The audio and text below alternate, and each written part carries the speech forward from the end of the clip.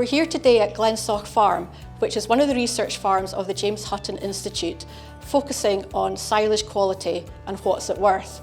I spend a lot of time looking at the quality of various silages and the impact that that can have on feed costs for both beef and dairy cattle. It really has such a huge impact, particularly this year where feed costs are at an all-time high. We want to be feeding our cattle as efficiently as possible and maximising the use of quality forage on farm.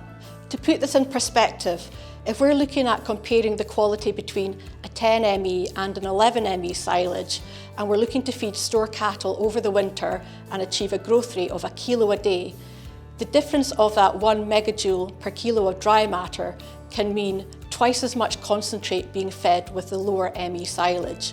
And this could equate to about 30 tonne of concentrate or even £8,000 a tonne for 100 store animals over a 150-day winter. What we're doing here today at Glensaugh is having a walk around the farm and an informal discussion at various points. So we're looking at the silage pit and talking about the silage making process there, in particularly making sure that we've got a well consolidated clamp that is extremely well sealed, which is going to reduce the risk of any spoilage or waste at feed out.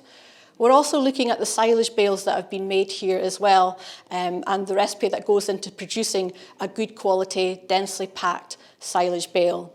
We're also going to be looking at some of the machinery as well, which includes the tedder and the silopactor, both very important pieces of kit to help improve the quality of our silage, speed up the wilting process, but also making sure with the silopactor that we've got good consolidation on the clamp to get as good anaerobic fermentation as possible.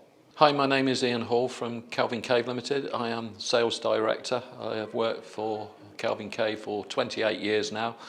The whole point behind the company is to help farmers produce more from their homegrown feeds.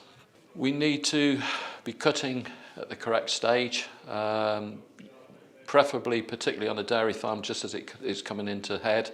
No more than 24-hour wilt, good compaction and sheeted ASAP, certainly that day.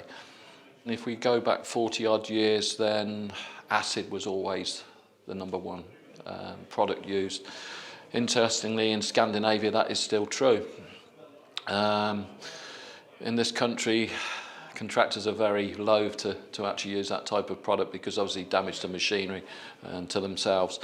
So about 40 odd years ago, the first inoculants came to the market with using homolactic bacteria.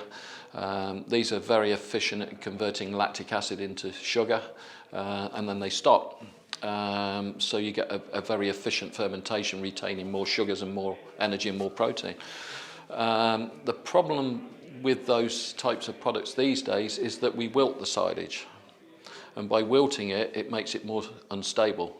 So those types of bacteria do nothing to improve that. So in more recent times, bacteria known as heterofermenters have come to the fore. They do improve stability, but it is at a cost because they use up energy that's in the crop to convert lactic acid and sugar into acetic acid. And this sometimes can actually have an effect on intakes.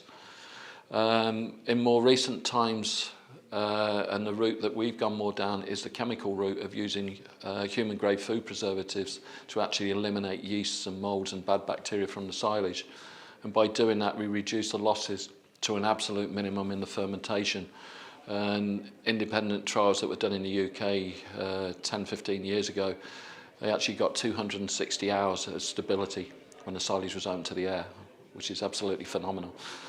Yes, some of the things to avoid are, if you've got a dry grass when you mow it, don't go and spread it. It doesn't need to be wilted for very long.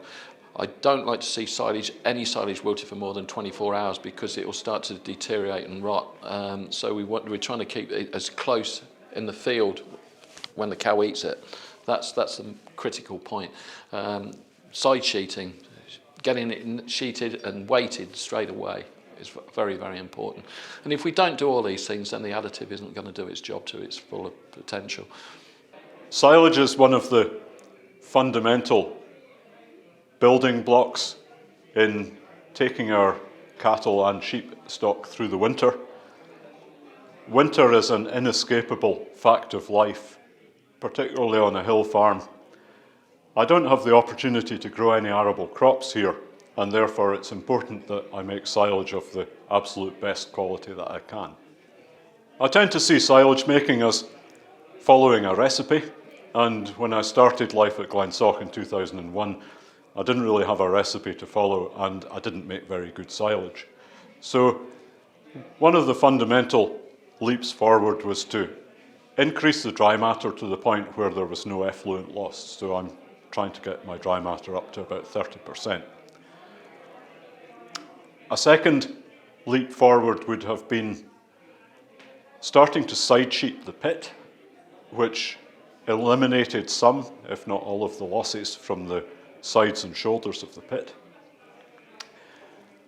And a third leap forward was bringing an additive into the mix.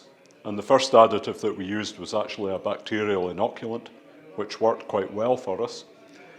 And about 2014, we upgraded to a bacteriostat type additive, which kills some of the bad bacteria in the silage stone dead. That was also a step forward. But I should make the point that additives alone will not make good silage. Making good silage is about attention to detail and keeping air out of the pit and getting all of those variables more or less right. So over time, we have definitely reduced the amount of concentrate that we've had to purchase to make up those winter diets. When silage was poor, in my early days here, it was a given that we would be feeding a certain amount of barley blend to suckler cows over the winter. And now, at certain stages in the winter, it's possible to remove that barley blend completely, provided that I've got enough silage. I don't have enough silage every year to feed it ad lib in the way, or to feed it in the quantities that I would like. So, purchased concentrates remain in the mix of useful ingredients.